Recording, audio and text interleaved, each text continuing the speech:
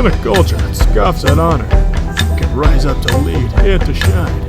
Time to be the best man that you can be. This is the Manlihood ManCast. Hey guys, Josh Hatcher for the Manlihood ManCast. Welcome back. I'm glad that you guys tune in each week.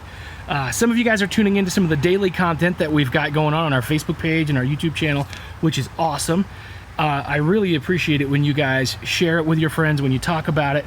It helps us spread the word, to spread the message that we believe that men are good, that to be a man is good and is noble, and it's something that's worth preserving and it's worth cherishing. Now, I'm not saying that as a quote-unquote men's rights or red pill type person. You know, there's some stuff out there where people are getting so ridiculous with it that, to be honest with you, they react to what's happening in culture rather than to engage what's happening in culture. And I think that's a problem. You know, what we want to do is we want to help men be better men. And I think we can do that together. And I'm glad that you guys are interacting with the stuff that we're doing and sharing it with your friends. So please do that. If this video speaks to you, if it helps you, please share it with somebody that you think will appreciate it. Today, guys, we're going to start a 5-part series on things that men don't like to talk about, or things don't want to talk about. And today, the first episode, the first part of that 5-part series, we're going to talk about our feelings, because men generally don't want to talk about our feelings. So we're going to get right to that right after this.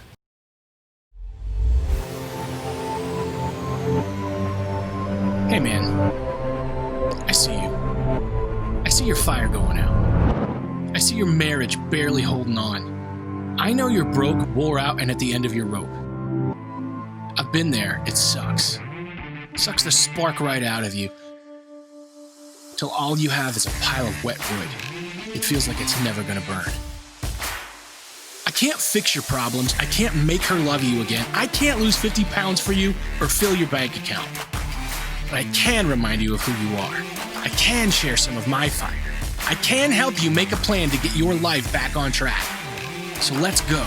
Let's do this. Let's reignite our lives. There's a lot at stake. No one wants their marriage to end in divorce. No one wants to wallow in despair or to the dark places that follow. So let's do it. Let's reignite our lives. Let's reignite our passion, our marriage, our health, our career, our dreams, our mindsets. Get reignite today.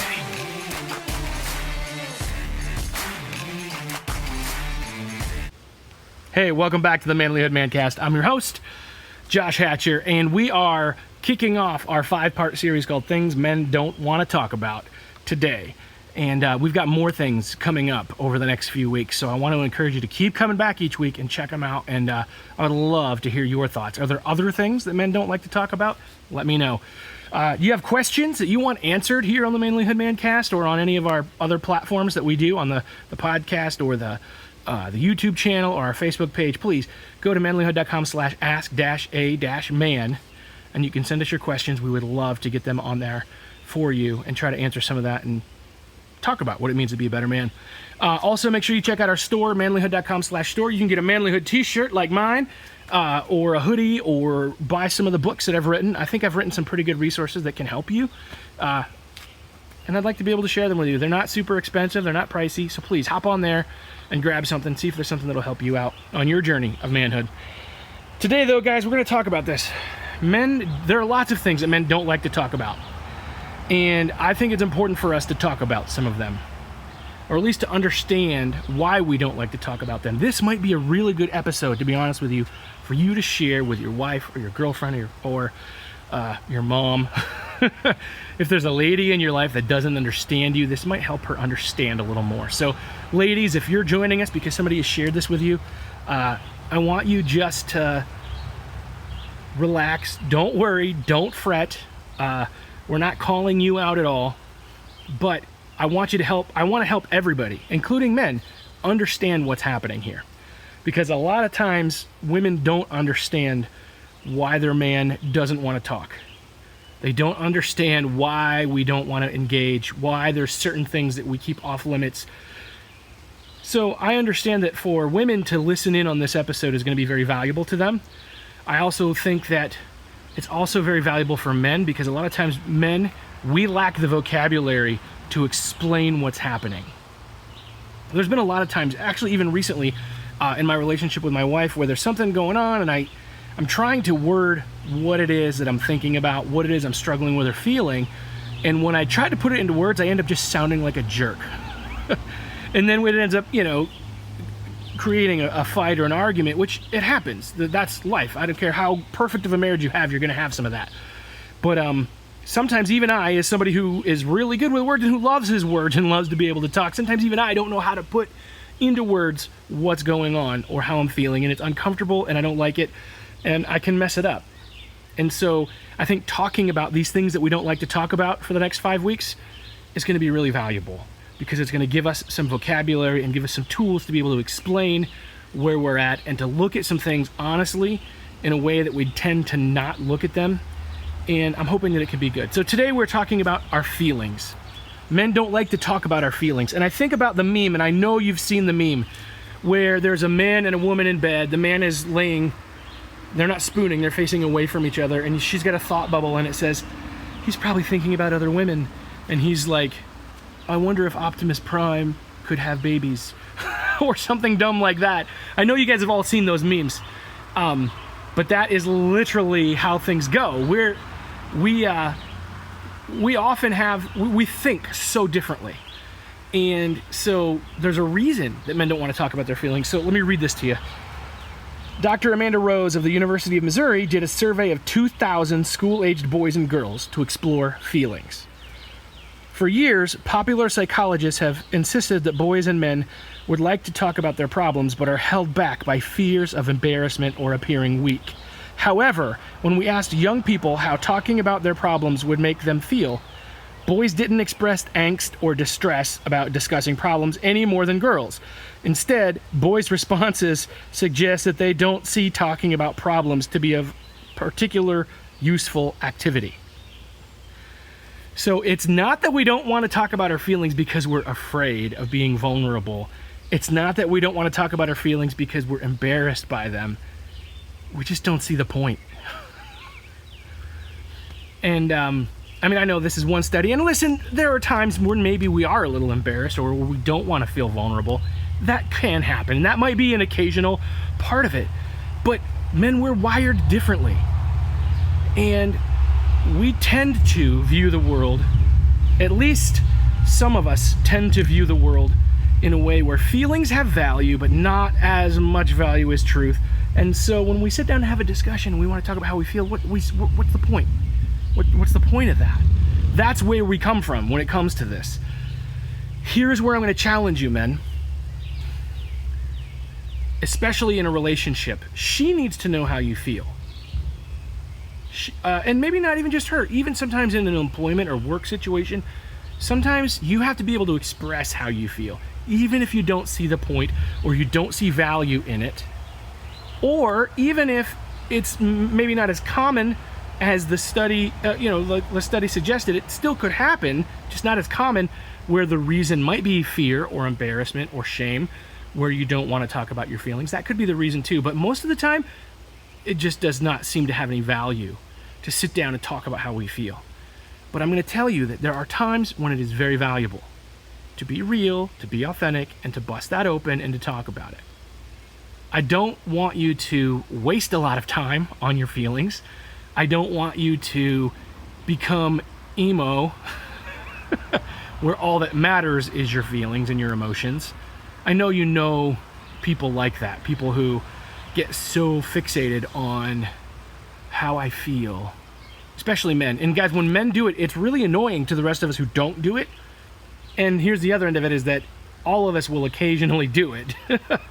But when people get so fixated on their feelings that they start making decisions based on their feelings rather than on their principles or rather than on truth, it creates a weakness, okay? It does. And so don't sway too far into that pendulum swing of, okay, I'm not going to talk about my feelings at all. That's all I'm going to talk about. We have to find a good balance. I want to encourage you to find a good balance. Make sure that you weight that with the truth. So that center mark there is where the truth is. That's what's pulling that pendulum down to gravity, is truth and principle and the things that are right. So that it's not your feelings that guide you, it's not your feelings that lead you, but rather your feelings give you some direction about where you're going and how you're doing. My friend Mike McAvoy talks about the gauges on your car, and you've got all those gauges, and they're indicators of how your engine is doing. If the check engine light comes on, or your speedometer is going faster, going up, or your RPMs are going up, or the temperature, or the electricity and the battery gauge, all those gauges are doing what they're doing, and they're measuring and showing you how you're doing. But they're not a GPS. If you try to follow your speedometer to get to your destination, you're not going to get there. If you try to follow your gas gauge to your destination, you're not going to get there. I know that because I ran out of gas today. I've got a new vehicle, and I knew that it was going to need fuel soon, forgot about it, and I'm not used to checking where the gauge is in that vehicle, and I just completely forgot and didn't check, ran out of gas. If I'm trying to get to my destination by following my gas gauge, I'm not going to get there. Emotions are the gauges, all right? Your principles are your GPS. Truth is your GPS. So, yes, your feelings have value. Your feelings are important, but they're as important as the gauges on your vehicle. Honestly, most of the time you can drive, and as long as there's fuel in the tank, and as long as you're not red lighting and lighting up like a Christmas tree on your dashboard with all the gauges going off, and as long as you're not going over the speed limit, your gauges you don't have to pay a ton of attention to, just enough to make sure you're doing what you need to, right? That's the way it is with our emotions. And there's a reason we don't like to talk about it, because we don't see the point. There is a point. And we do have to make sure that we understand that sometimes talking about how we feel has more to do with the other person who needs to understand you than it does you. So if we're going to talk about our feelings, I'll get personal with you for a minute. This week has been a really trying and tough week for me. This past week, I've been at a place where I've been on edge a lot. Things are irritating me very easily, so I'm angry. Anger is an emotion that men know. We know that very well. We know it too well. In fact, it becomes our default. It's like the vehicle with the check engine light that keeps coming on, right? And you take it to the mechanic, he's like, oh, it's such and such a sensor, and you're like, I'm not gonna spend $300 for a stupid sensor that doesn't matter. So you just start ignoring the check engine light, and that just becomes the only light that comes on, and you just don't pay attention to it anymore. It's that default. Anger is our default for a lot of men. And so that's kind of where I've been. I've kind of been just frustrated and angry, and it's not healthy because I'm snapping at my wife, I'm snapping at my kids, I'm being frustrated with the people at church, or I'm being frustrated with my neighbors, or I'm being frustrated with whoever or whatever for no reason. No reason other than I'm feeling something and it's getting expressed as anger. Now I need to stop and I need to plug in the thing into the GPS or into the the data port under the car. And I need to figure out what the codes are that are tripping my check engine light. Because that check engine light could be tripping because of about 15,000 different things, but anger is the only emotion that I know really well. So what is it that's bothering me? Why am I getting so irritated? Well, honestly, part of it is grief, because you know what? Yes, it has been over 1.5 years since I lost my dad, and I still miss him. Sucks. But it's still there. And I guess that's part of the process of grief. But grief is a harder and more complicated emotion to deal with, so I push it down, right? So here's some other emotions, just confusion and frustration, because now life has a completely different schedule. I'm out of my routine because I got laid off at my job. So I'm back to work part-time, only 25 hours a week. Some days I have an 8 to 1 schedule. That is good. That gives me a manageable schedule to take care of business. And I know what's happening, and I get up at a certain time and I go do what I gotta do, and I come home and I do other things. But some weeks I have to work a full 8-hour day to cover the phones for somebody at work. And if I do that, then the other days of the week I have to have a different schedule. the hours are a little bit different. And what that means is then my routine gets off. So that doesn't seem like it would be an emotional thing, but it is for me. As a person kind of who has some attention deficit and I struggle with discipline, so when I'm out of my routine, I just feel disoriented. And I feel out of whack and nothing quite lines up. But anger is easier to express. So anger is what comes out. My kids are growing up. In that process, and when your kids start to grow up, if you have kids that haven't grown up yet, you'll see this. You start to see all of the things that you probably should have done better. So then you've got some guilt that starts to pile up because you're like, I should have taught them this better. Really, that's the best I could do? Man, these things that they're doing that are driving me nuts, they're doing because of my bad parenting. And then you feel guilty. But the check engine light is just anger because that's the only thing that I know how to express clearly. Anyway, I just wanted to share that with you because I want to show you what it's like to talk about your emotions, what that looks like. And I think that all of us really have to be able to do this well. And if you can't talk to your wife because you don't want to snap at her, or your girlfriend, because find somebody that you can talk through these things with. Take some time and journal. Write down what you're feeling and what you're thinking and try to get to the root of it. Try to understand yourself so that when you are trying to talk about your feelings, you know what you're feeling. All we know is that the check engine light's on, so anger comes out. Anyway, that is honestly kind of where I'm at and what I'm seeing when it comes to emotions and how they work. But I want you to know, we may not like to talk about this stuff, but it matters. Okay? It really does matter. And we have to do it in a way that doesn't consume us, that doesn't lead us to act according to emotion, but rather allows us to deal with our emotions properly, to get a better diagnostic of our system, to get a better understanding of ourselves, and then the people that are around us can have a better understanding of us as well, and then we're less likely to have tension and struggle and turmoil, which then just escalates the emotions even more. Anyway, guys, that is my thoughts on this. One of the things that men don't like to talk about is our emotions. I have more of those things coming up in the next 4 weeks. There's 4 more parts to this, so I encourage you guys to check back each week, and we can talk about more things that men don't like to talk about. Anyway, I love you guys. Make sure you hop on the Facebook page and share this post with other people there. Let people know about manlyhood. Help us spread the word, guys. We want to be able to help more men be better men. Love you guys. I'll talk to you soon.